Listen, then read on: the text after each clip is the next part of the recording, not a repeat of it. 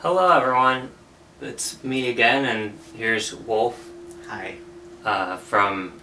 We did a video on being in a relationship with us both being trans, and this time around we're kind of doing a video on AuDHD since that video we have both been diagnosed with both autism and ADHD, and it's definitely an interesting way to navigate things, and we just figured we would probably talk a little bit more about our perspective. And yeah, do you have anything you want to add to it? Just that it adds another dynamic to our relationship that was already a challenge to navigate, not due to like anything personal for us, but just like being trans and having trauma related to that and our own personal things. So yeah, that was it. Yeah, and I guess part of the point of this video too is to sort of say, I think a lot of people like to make videos of things being really polished on YouTube and saying, oh yeah, like everything's figured out, but kind of part of this is that we have some things figured out, but That's not the way life is. yeah. It's not polished, and I think the fact that everyone has this idea of like, oh, everything looks so nice online, therefore I need to expect this in real life, has just created this really toxic environment where people don't know how to have honest conversations with each other, or it's just really difficult to have conversations like that with each other. I think also to note we're both pretty burnt out at this point from Monotropic split, and if people aren't familiar with that term, that's more of like the umbrella term for people who think in a singular tunnel of focus rather than having that attention split up over many different things. So I think the last thing I want to mention before we start with this video is also, some people have asked in previous videos and stuff, but we are married now. We've been married for, actually neither of us are wearing our rings because we're at home.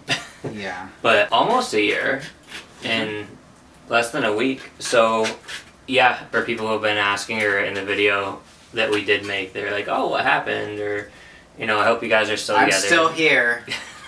That's the answer. Yeah, so, yeah. I guess probably a good way to start this video is just to kind of talk about our diagnoses in general and kind of how we got to it in the first place. When I first met Wolf, and I pretty much instantly picked up on a vibe that he could have ADHD or something, and he had said that he didn't have that, and I was confused because I was like, there's no way that he doesn't have ADHD. I guess that was kind of my own impression, but do you want to talk a little bit about your mental health journey up until getting diagnosed and stuff, or no? You don't want me to talk about how I felt about you, or? Oh, you can, I guess. I don't know, I just got like a different vibe from you that wasn't necessarily like hyperactive, just because I've had a lot of people in my life that are hyperactive ADHD instead of combined, and I can only tolerate being around them for a certain amount of time just because it's a lot of energy and I'm really tired, like chronically tired. But yeah, I think it was more like you kept talking more about how you navigated it and just the fact that you had systems in place that helped your experience so that you weren't completely without support. That definitely made me question the fact that I might have it, because it's like, well, I don't have that support system in place and I don't have the skills that you do. Even though we're just a few years apart from each other, that's still a huge difference to me. Where you were at when you were my age was a lot better supported than where I'm at my own age, Yeah. I don't think I really had a lot of 100% labels for mental health for a while, other than when I started wanting to transition in high school. I had to see a psychiatrist, or I had to seek therapy and such to start transitioning, and that was the next step at that point of requirement, which still is for a lot of things that you have to do. But in this instance, I was pretty consistently seeing a therapist, and I didn't know this until years later, but she had diagnosed me with anxiety, and I didn't know that, or we didn't really talk about it much, but that was kind of the start of it. And I sort of just kept seeing therapists where it was really easy for me to mask, and I didn't know that's what I was doing at the time, but I would go in to each session and go through what was happening, and I'd be like, yeah, I'm fine, I'm handling it, and I wasn't really. I just didn't know how to talk about it, or I needed someone to kind of push me, and instead of when I said I'm fine and then just go on, I needed someone to kind of just sit there and be like, well, okay, let's talk more about this, or let's go more in depth about certain things. So I just didn't really have a good fit for a therapist for a while, although I did love my first psychiatrist. But my first semester I had a 2.0 when I started undergrad, and then my second semester was maybe a 2.6 or something, which is very not typical for me. I had hundreds and stuff in high school.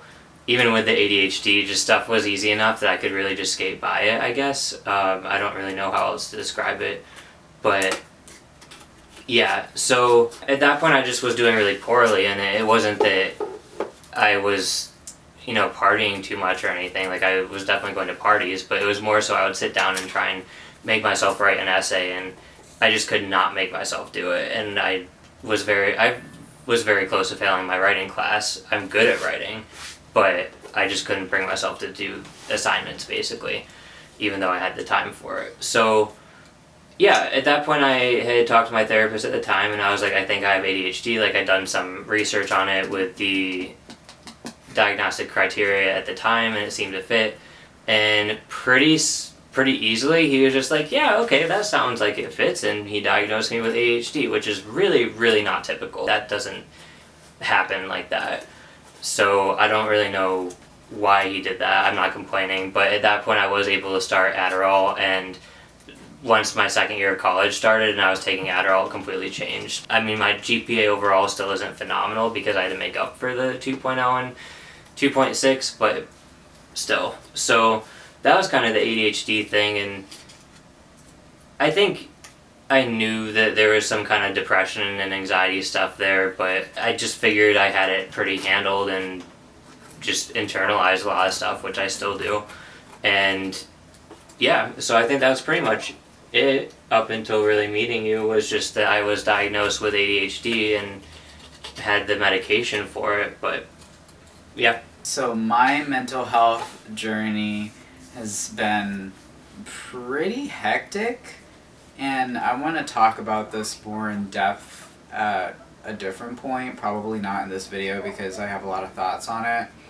But it took me a long time to get my diagnosis. Should I just do a list? Let's see. Depression, anxiety, bipolar 2, OCD, OCPD. What was it? Cyclothymia? And then, of course, gender dysphoria, body dysmorphia, anorexia. You said OCD already, right? Yep. Didn't you... No, not intermittent. But weren't you diagnosed with one of the more severe kid ones too, as far as behavior? ODD. Yeah. ODD. Yes, and that is a hallmark example of how a misdiagnosis can screw someone's life over, because ODD is commonly misdiagnosed, and then later in life it'll turn out that you're probably on the spectrum. More specifically for people of color. Yes, and that's a whole other conversation. Yeah. Because who defines who you're being defiant to? If it's just my mom, like, isn't that what a teenager does? Like, is defy their parents? I don't know. I guess I'm a little bit of a rebel. But anyways, that was... I'm sure there are more. I feel like I got PTSD at some point. Well, you definitely... I know I have it, but like, yeah. At some point I got diagnosed with it. Just not recently. And then the most recent diagnosis, let's see. So it's attention deficit and hyperactivity disorder combined type. Then I have major depressive disorder, recurrent moderate, generalized anxiety disorder, panic disorder without agoraphobia, and then autistic disorder strongly suspected. And it says that because I didn't want to go through the trouble of involving my parents. And money. And money, yeah, it would be more expensive. And quite frankly, that was enough for me, was to be able to... Okay, so I ended up getting these diagnoses because I went specifically to a practitioner who deals in neuropsychology, right? Mm-hmm. Neuropsychology. And it said that she specifies in treating people with ADHD and probably some other things as well. But specifically ADHD. ADHD. And it's not like I was looking for that diagnosis. I just wanted someone, if I didn't have it, to say, yeah, you don't have it. And then like just have that clean off my slate. So the second semester that I was at my community college, and I was just like not having it. It was just really bad. And then I was thinking about what you just mentioned about them not wanting to do the writing thing even though you were good at it. That's literally PDA. And that's what I was dealing with as well, is just extreme PDA. And yeah, so I was able to get my diagnoses and talk to my dad first about it and then my mom. And I guess we can go into that at some other point, but that's a quick rundown of what I'm going through. Yeah, and I didn't continue on to me getting tested for it yet, which is fine that you did, but because when you went into getting your neuropsych testing, you didn't even think about autism being a thing. Yeah, I didn't, you know, so like that was the thing too. It wasn't even being considered as it, autism being a part of it. Kind of as an aside, I mentioned that I have extreme sensory issues with certain sounds, and I guess the strongest ones for me would be sounds and smells. And the second I mentioned like the sounds and just, I mentioned how as far back as I can remember, whenever my dog groomed himself, like the sound of him licking, I could not physically be around him. I had to shove him off the couch gently or just get up and leave. It was that bad. And my parents would keep saying like, he's just a dog. He's just grooming himself. And then foods, right? Just absolutely not liking certain cooked vegetables. Yeah. And like the textures of it too. So the second I started mentioning that is when that was being considered, so. Yeah. So I think other than the ADHD stuff, and even with that, I thought that just these diagnoses in general, like nothing really fit for you, you know? I know I've mentioned this in previous videos, but I just graduated with my degree in social work, and while that isn't a specialization in diagnosing, I still have a lot of knowledge around that stuff, especially since I seek it out myself and research it.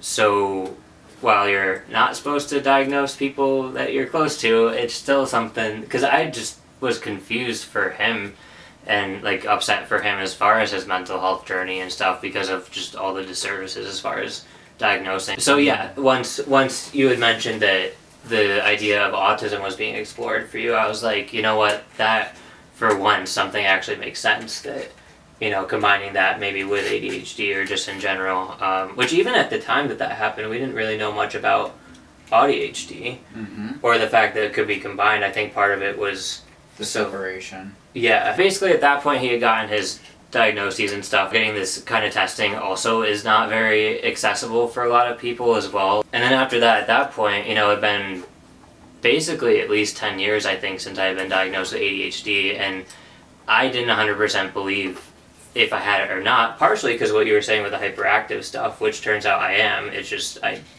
hide it, or I just fidget so much. There's the whole aspect of the masking thing, and I think I just ingrained in myself so much that the need to, I guess, not be that way, that even though I had that urge, that it just was such a, I guess, trauma thing maybe for me. With what, masking? Yeah, I think, at least as far as the hyperactive stuff. Like, I was not allowed to be like that growing up. So, I don't know. It's also the way we were socialized, too. Yeah. So, at that point, I really want to get another perspective, basically, from someone who could diagnose and do the official testing. Since I never really got official testing, it was just a very quick, like, okay, yeah, sure, you have ADHD, and that didn't make me feel great, really. Also, with the autism thing for him, just the kind of stuff that he was describing that were, I guess, symptoms, or I don't know, just the way that it presented in you made me think about just how things presented with me, too. So I wanted to explore the autism side of stuff as well. Mm-hmm. So, yeah, then I did the testing, and turns out I thought I was just inattentive ADHD, and yeah, I got the combined type as well with hyperactive and inattentive. And I actually did abysmally on one of the specific tests, which I guess makes sense. I mean, my processing can be sometimes slow, which, especially with auditory stuff, which annoys you sometimes. For me, at least as far as the sensory stuff, for me, it's like light and sight. That's probably the same thing. Or what? That's not. I'm thinking. You said light and sight. I was thinking like vision. I don't know what I was thinking. Light is probably my biggest sensory thing. Yeah. I'm trying to think of the other senses. Oh, touch is big for me though too. I would say that I get more affected by physical sensations than you do. Yeah. Yeah. So, yeah, I mean that was pretty much that. I got diagnosed with that, and now I have a therapist that doesn't let me just say I'm fine. Although I don't think that I told her that from the start. I went and basically was like, yeah, so just so you know, I've gone through a lot of therapists because I have the tendency to just kind of downplay. Downplay and stuff, and it helped that I could give her the report too of the diagnoses. That's been going really well with her. Yeah, so I think, should that be it for today as far as the video, maybe? Yeah. I feel like that was just giving the background. Like, maybe if That's we give true. like a little bit of like context for how it shows up in a relationship. Yeah. If I'm more sensitive to sound and smells, and then you can't smell anything, so it's like I can, just not. Okay, but and then I'll be like, wow, this reeks. Do you not smell that? And it takes you 10 minutes to smell it. The sound of something, where I'll say like, oh, it's too loud, when you need the light turned off in the living room, and I take it personally because I want to be comfortable in the living room, and that always happens right when I get comfortable. You're like, all right, it's time for me to play Mario Party and have the lights off, and yeah. So, I mean, we're still trying to navigate it. I think we're getting better at this point because we're a lot more open with our communication. Yeah, because it's definitely the different senses that affect us, and communication and processing styles. Also, our personalities come out differently because you were like the mediator of your household, and you kind of carried that into your adult life. Yeah. And then I was the rebel and very much a loner because, I mean, I don't know.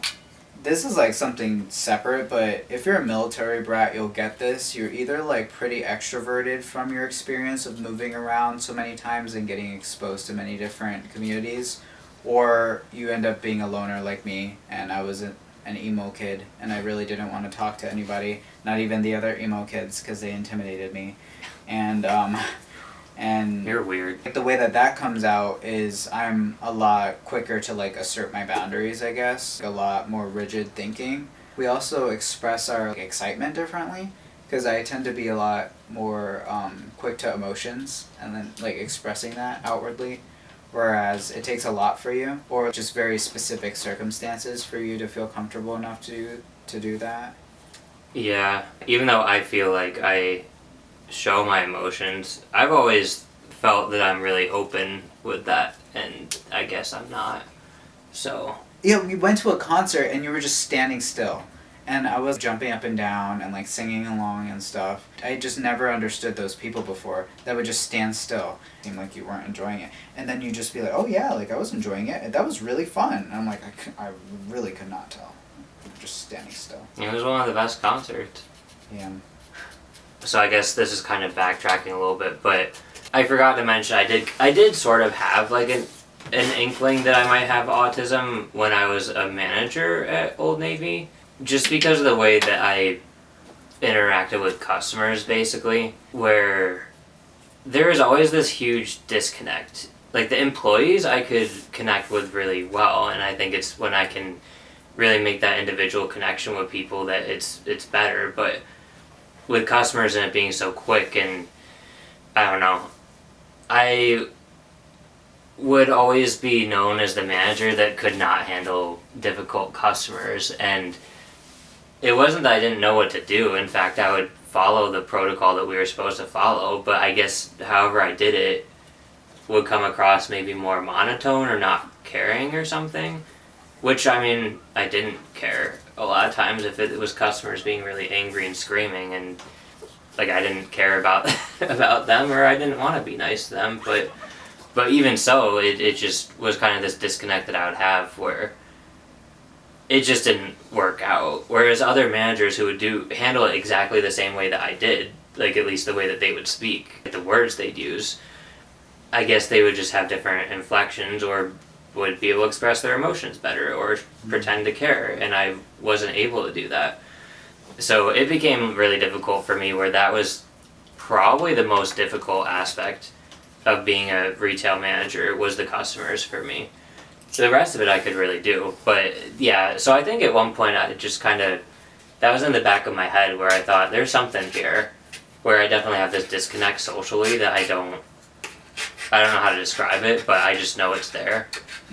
And yeah, so I feel like I'm the opposite though. Yeah. In terms of a situation like that, it's more like I don't connect with the other employees if I'm like in a part-time role, but if I'm in a manager role, like I know what I'm supposed to do, right? Like I'm supposed to help to manage the team. And then as a part-timer, I could connect with customers pretty well. It was just really exhausting. You know, it took a lot of like mental energy out of me, just because people tend to... I've seen women like just run through the store before. What are you running for? Like these deals aren't that great. You know, they change like every 3 days, right? Yeah, okay. The last thing that I remember that I wanted to say, because you were talking about specifically how AuDHD might affect our relationship and stuff, but another huge thing that for both of us is routine. And it can be really difficult. One of the hard things about AuDHD is what? I thought it was raining outside. Oh, it's supposed to thunderstorm today. But one of the really tough things about AuDHD is that the autism side of things has this need for routine and consistency. But then the ADHD part needs to be stimulated and have a difference happening pretty consistently too. So that's tough to just be happening in one person just to navigate that, and then combine that with two people having it where it hardly aligns at the same time, where we both almost are. Never does. So that's tough, and I think that's been something that's taken us a while to, like, we're still trying to navigate that, but I think just us acknowledging it and knowing that that's sort of what's causing it at least makes it a little bit easier to figure out. I think that's it for today. This will probably still be a long video, but if you guys have any questions, feel free to put them in the comments. Otherwise, we have an idea of some things that we want to specify more in future videos. I guess that's the end.